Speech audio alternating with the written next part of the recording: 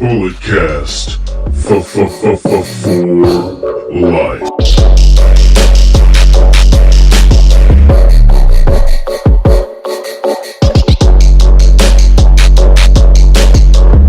Welcome everybody to another edition of Under the Radar. My name is Brandon, and on today's episode we will be going over some of the latest news over the weekend in professional wrestling, as well as the NXT and Total Bellas recap that I know you guys all know and love.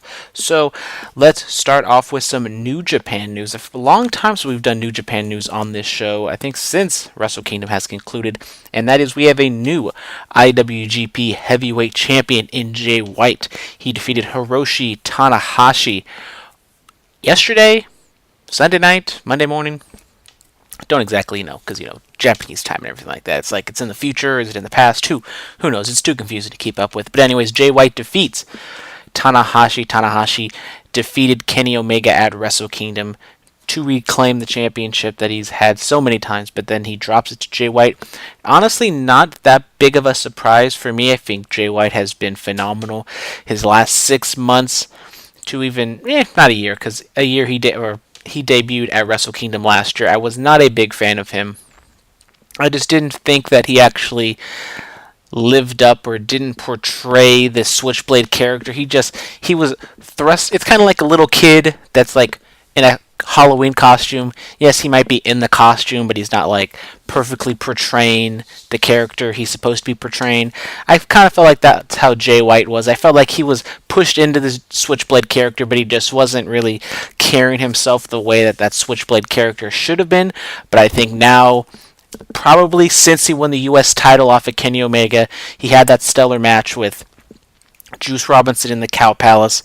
He pushed over JR, and he got in, and Josh Barnett got into his face, and he's been off to the races ever since.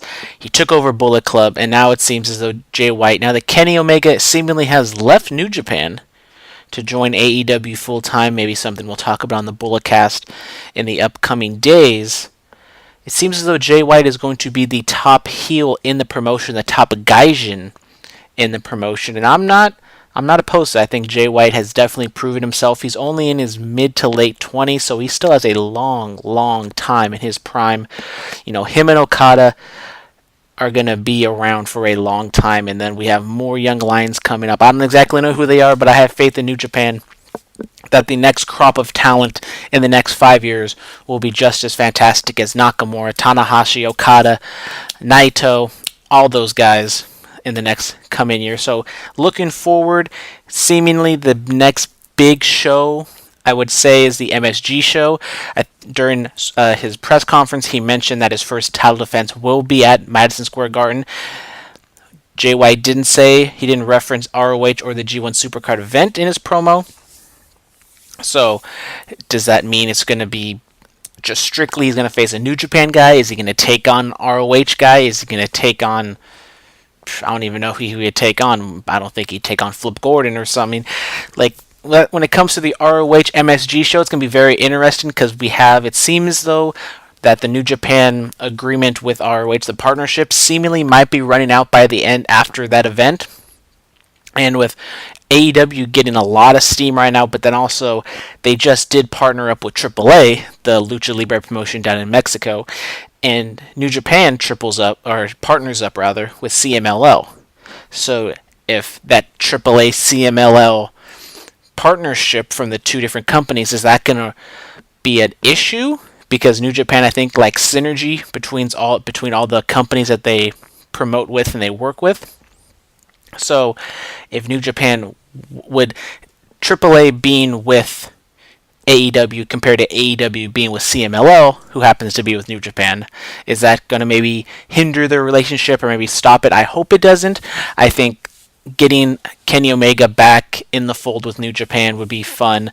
Kota Ibushi seemingly is still with New Japan. I think he announced that he's going to be in the New Japan Cup, not the, whatever the hell it's called, whatever the hell the tournament's called. He's going to be in one of those tournaments in New Japan. So possibly Kota Ibushi could be a nice little match for Jay White at Madison Square Garden. I think that could be something that could Steal the Weekend could be a fantastic match if built properly. I think the crowd would definitely be behind Kota Ibushi if that were to happen. But do we go back to the Tanahashi rematch? Do we get Okada? I think there might be like some Okada Marty Scurll rematch from All In at Madison Square Garden. Not exactly sure, but going forward, I'm definitely excited to see what they do with Jay White. I think he's going to hold it for the rest of the year, for the rest of 2019. I think he will drop it at Wrestle Kingdom. My guess is that he's going to lose it to Naito. I think Naito having a down year last year. He has the IC title now, but he says he wants to hold both championships at the same time. So if he were to hold the IC championship, win the G1, and take home the IWGP Heavyweight Championship, I think 2019 would be by and far Naito's best year ever. He could probably be, man of the year of 2019 if he has great matches and he does all these accomplishments. So my guess for Wrestle Kingdom next year is Naito versus Jay White. Naito finally gets crowned as a babyface champion, face of New Japan. And how about that? That's what I would like to see. So someone who was at Wrestle Kingdom this year, probably not going to be at Wrestle Kingdom next year, is Cody Rhodes. Cody tweeted out a picture of him having successful arthroscopic knee surgery yesterday. And as I said, he was at Wrestle Kingdom last year. He was at a Final Battle in late December. Seemingly he injured his knee before then, but he still gutted through it and wrestled those matches. It seems as though he was wrestling injured, definitely during the Wrestle Kingdom match, because I saw that one.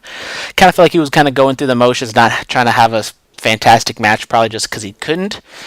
Relied heavily on the Brandy Rhodes interference, but now that seems as though he's going to be he got the surgery. It seems he's going to be out for a few months, and it says, according to Big Dave, that he's not going to schedule to wrestle until AEW's Double or Nothing show on May 25th. So what is that? 3 months away from now. That makes sense. That's enough time for him to definitely be 100%. Don't know exactly what his training, his rehab schedule is going to be. Is he going to try to have like a fake match, in a garage somewhere with some guy, try to knock the rust off? Or does he just kind of train, rest on his laurels, and be like, you know what, I can do this. I don't need training. I can, run the ropes a couple times, and I got this.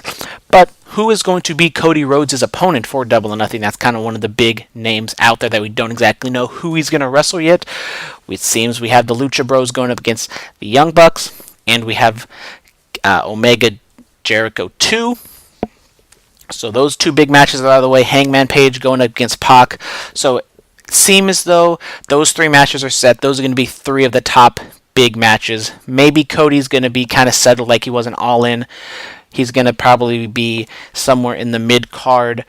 I think the Nick Aldis NWA Championship match was probably one of the bigger matches in terms of hype and expectations going into All In. But I think this match going forward with Cody, I don't exactly know who he would face. I mean, do they blow up the MJF relationship already to where we have an MJF Cody Rhodes match at Double or Nothing? That could be fun.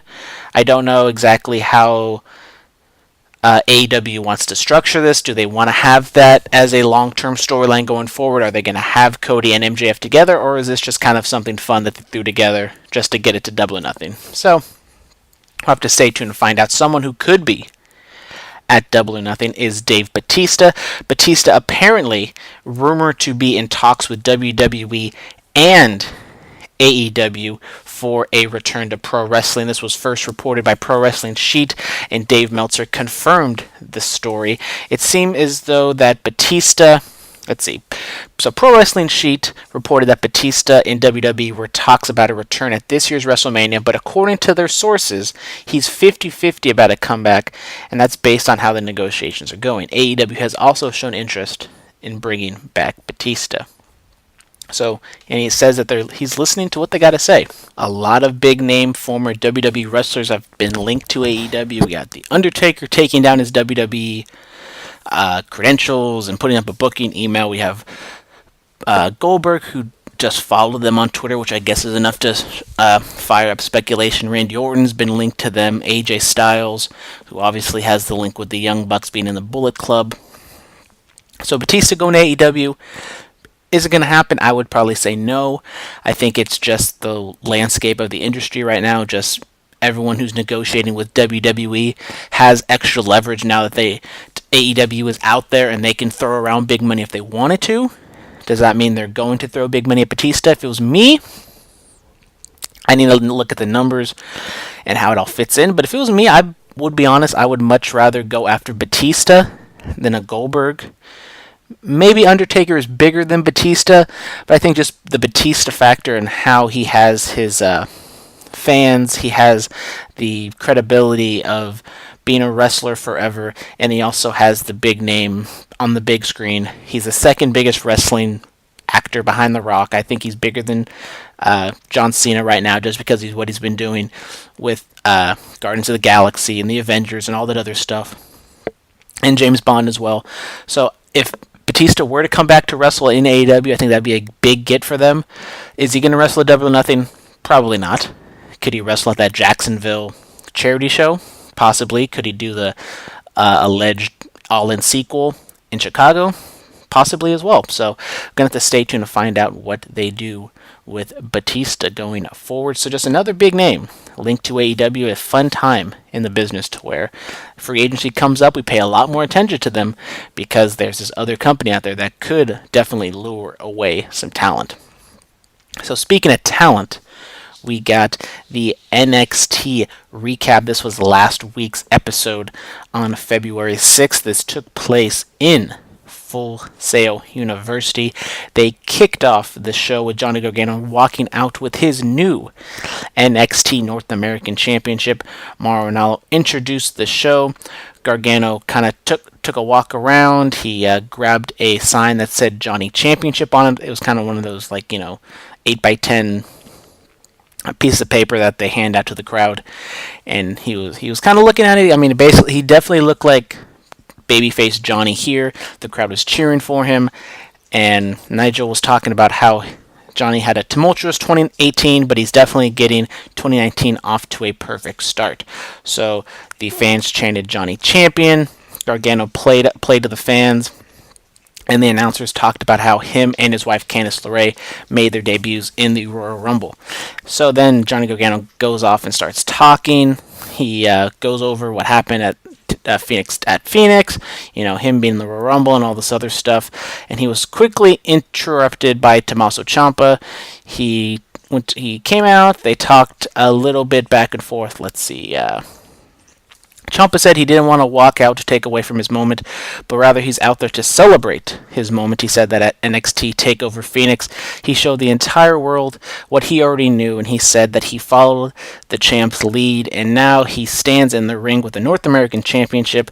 Now you own the world. He said, this is everything we used to talk about. This is the dream we shared driving up and down the road from city to city, just trying to make it to NXT. So basically, definitely playing up that DIY possible reunion. And while that DIY reunion might have been coming closer, Velveteen Dream comes out, the winner of the Worlds Collide tournament. Honestly, I did not even know he won the tournament.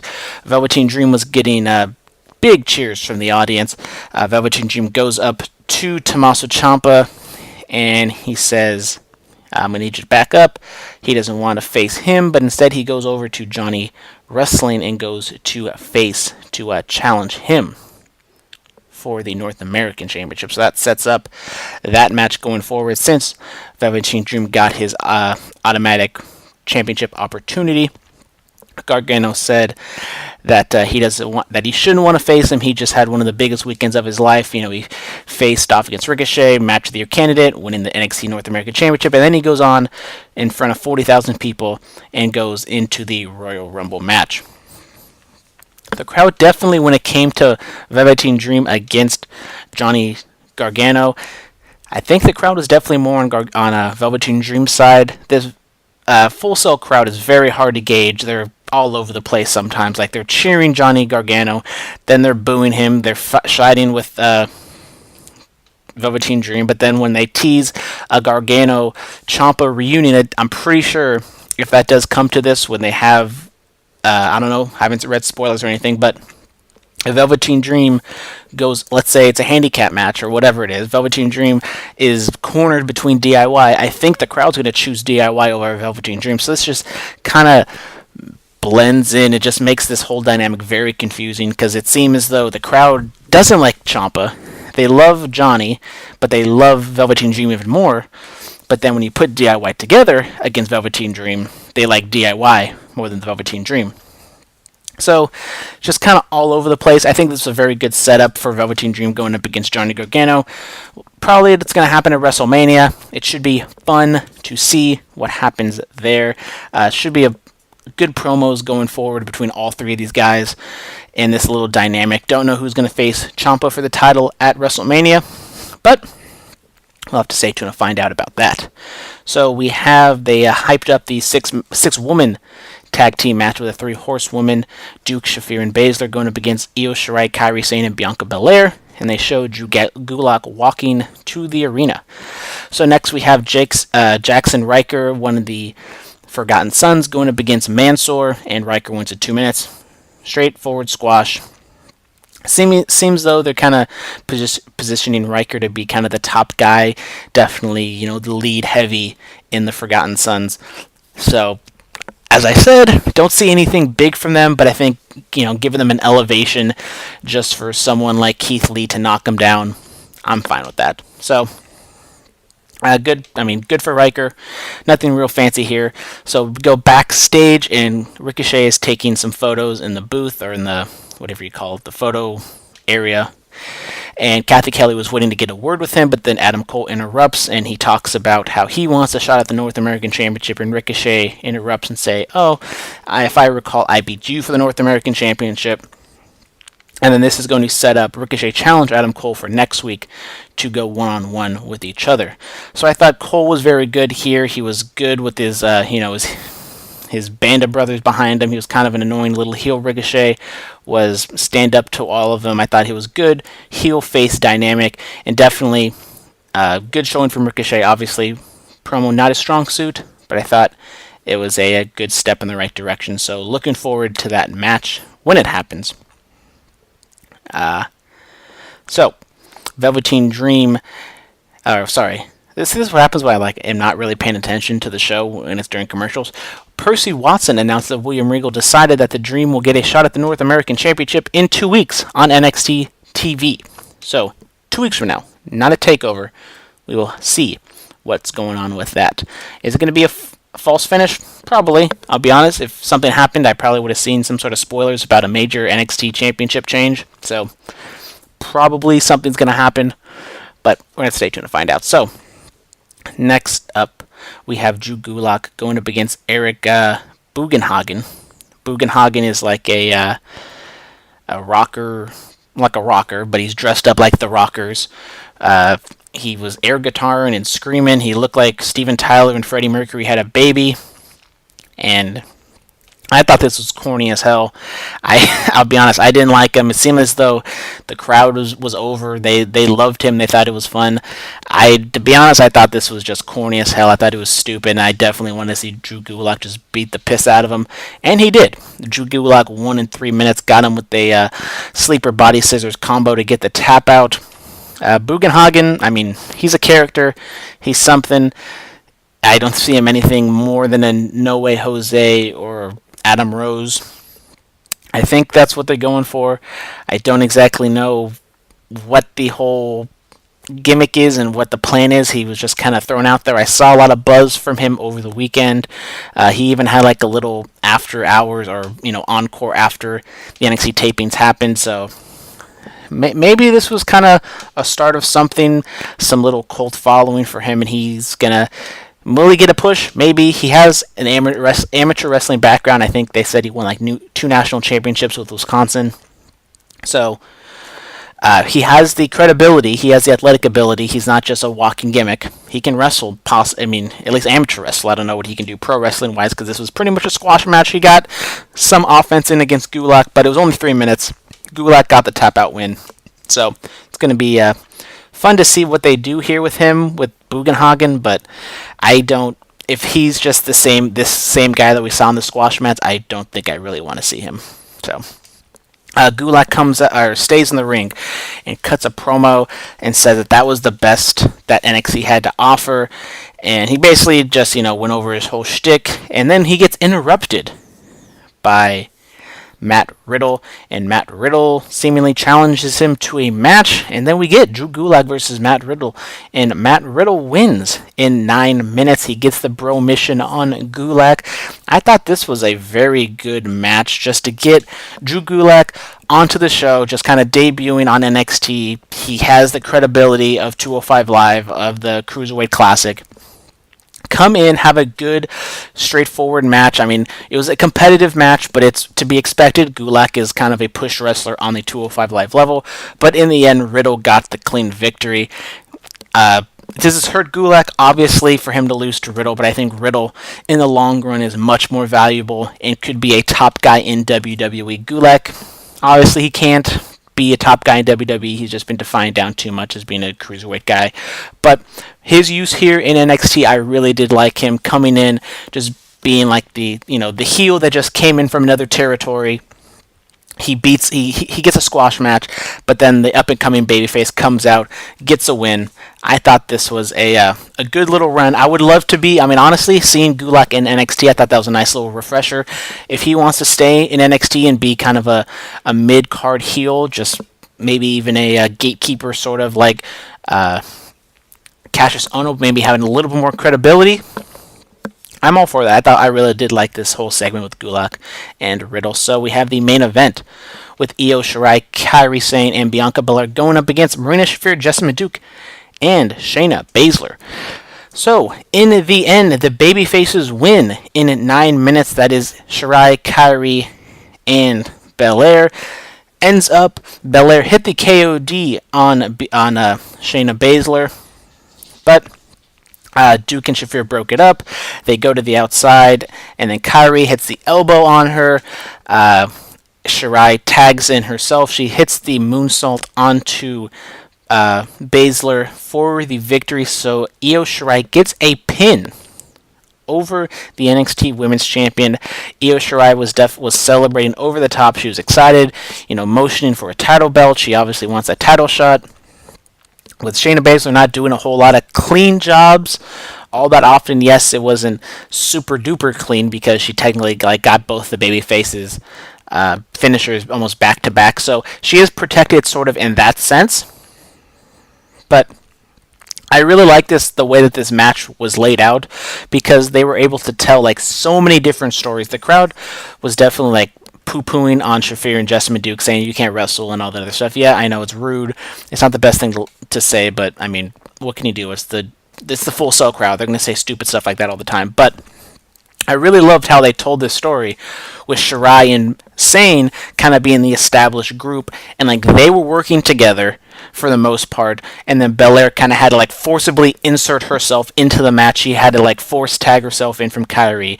She almost had the win with the KOD, but then Io tags herself in. She gets the victory, and Io and Kairi are going crazy. They're hugging each other. They're almost on the verge of tears. They're celebrating over the top, and then Bianca Belair is just kind of standing there, just with a smug look on her face, while Kairi and Io are going crazy. They're hugging her. They're raising her hands. Her hand, but you can kind of see on her face, and the announcers kind of pointed this out, that Belair isn't all that happy. That she's happy that they won, but she wishes that she was the one to get the victory, and so that's possibly setting up a heel turn with Belair and Sane, Belair and Shirai. It's definitely a fun little dynamic we're going to see with these three women. Do we get another 6-woman tag match down the line where maybe we see Belair turn, but doesn't side with the 3 horsewomen? She just is on her own because she's the EST and she can do what she wants. So I thought just kind of putting over the 3 horsewomen kind of being as a unit, but then also they lost, but it wasn't that Duke or Shafir lost, which is what you probably would have expected, but instead Baszler lost. So now they're setting up Baszler versus Shirai, and then maybe they're going to set up Kairi and Belair to take on Jessamyn Duke and Shayna Baszler, and then maybe we get Belair turning on Kairi, so then we get a feud from there. So just from this 6-woman tag match, we can go in a whole bunch of different directions, and a whole bunch of different feuds can sprout out of this match in the next coming, whatever it is, 60 days. going forward to NXT TakeOver New York. So I thought this was a very good episode of NXT. Obviously, the first episode in Full Sail since the takeover, so it's kind of the restart edition, kind of getting a lot of things going forward. Can't tell exactly where they're going to WrestleMania, but you can definitely see the wheels are starting to turn. Got a lot of big names on the show: Ricochet, Adam Cole, Dream, Ciampa, Gargano, Baszler, Belair, Io, Kyrie. I mean, almost every single big name wrestler on this show was on. Almost everybody who was on TakeOver, I think, was on this show. So a lot of big names was on this show. I mean, Keith Lee obviously was out. Aleister Black isn't there. No mention of him whatsoever. So it's going to be interesting to see. Is he still on NXT? Do they hold him off? He's not going to be on NXT at all, but he's going to wait. And he's going to get debuted in SmackDown or on Raw somewhere down the line or after WrestleMania. So stay tuned to find out. Good, solid episode of NXT. So finally, the moment you've all been waiting for, the Total Bellas recap. So in this episode, they were kind of all over the place. Brie Bella has feuds with Daniel Bryan, has feuds with Nikki Bella, and so first off, we have Daniel Bryan, Brie Bella. They're kind of talking, and Brie wants to kind of forward Daniel Bryan's career outside of pro wrestling. They talked about how Daniel loves wrestling and he doesn't want to do anything else. And so what Brie wants to do is she wants to get him to be like an Instagram salesman. She wants him to sell beard oils and, traveling grooming kits and shampoo and denim cut-off jackets. Just a whole bunch of different things that you definitely could see Daniel Bryan selling. And Daniel Bryan, is sitting there on the couch. They brought in some, outside salesman or online influencer, whatever the hell his official title is, and he just kind of shuts it down and is like, I don't want to sell anybody anything, because Daniel Bryan has a conscience, and he doesn't want to push, capitalism and unnecessary items on unnecessary consumption on people just because of his name, and he can make some money off of it, but he doesn't want to hurt the environment and hurt his fans and hurt everybody, because Daniel Bryan is a good human being at this point. He still hasn't turned heel at this point, so maybe next season on Total Bellas we get Daniel Bryan going off the deep end, and then he starts selling beard oils and grooming kits. But as of right now, he's still good Daniel Bryan. He's nice Daniel Bryan. He's the old Daniel Bryan. So Bryan's like, I don't want to do any of that shit. So then in the end, Brie decides to take him to a nursery in terms of, plants and flowers and all that jazz. And they have a big old sign, and it's Daniel Bryan's hose, a 100% recycled metal, recycled or naturally fallen oak or whatever the hell it was for the wood. And Daniel Bryan might be selling hose in the near future, because it's hard out here for a pimp, you know what I'm saying? So if Daniel Bryan needs any advice, I suggest he goes to the Godfather, if the Godfather knows exactly what he's talking about. So Daniel Bryan might be selling hose in the future.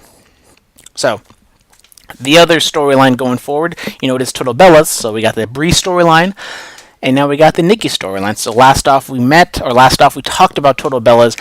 Nikki went to the restaurant to go meet up with her old Dancing with the Stars partner, Artem.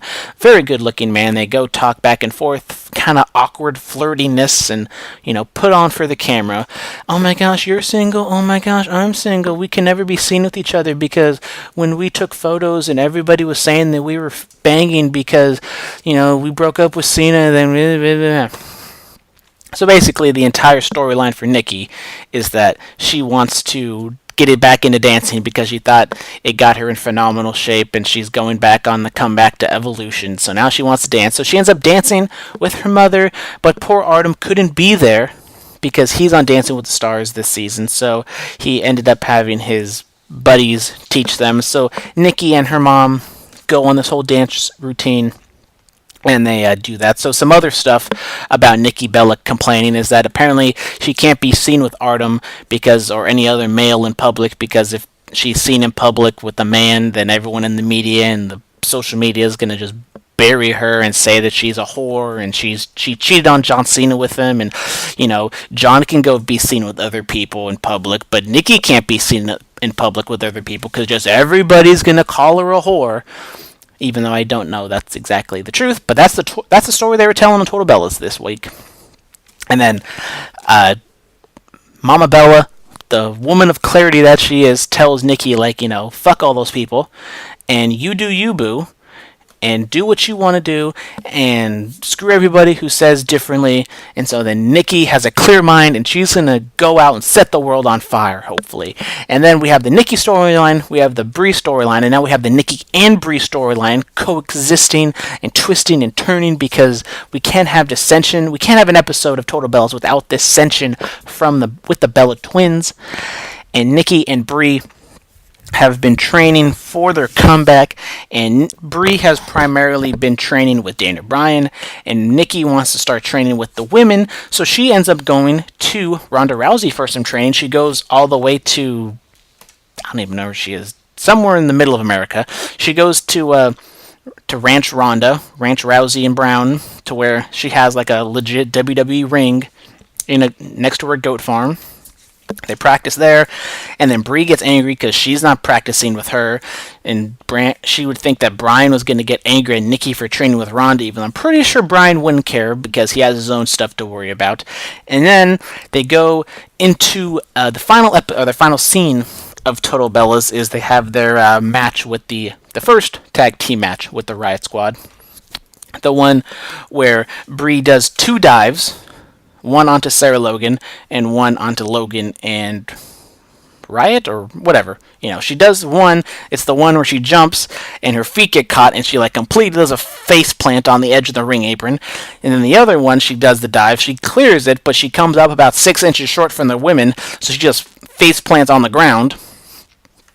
So, and then her conclusion was that maybe she should practice a little bit more and take this seriously, and she should be practicing with Nikki because they are wrestling together and they should be doing things together and all this other BS. But next week is where we see the second match with the Riot Squad, where Brie Bella kicks Liv Morgan's face off. So stay tuned for that and all the drama and fallout.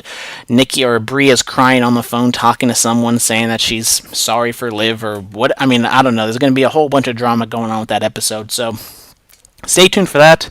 And stay tuned for the next episode of the Bulletcast, which will be taking place on Thursday, I do believe. So thank y'all very much for listening to this episode of Under the Radar. As always, my name is Brandon. I enjoy your guys' company. I hope you enjoyed my company. And until next time, goodbye and good night. Bye.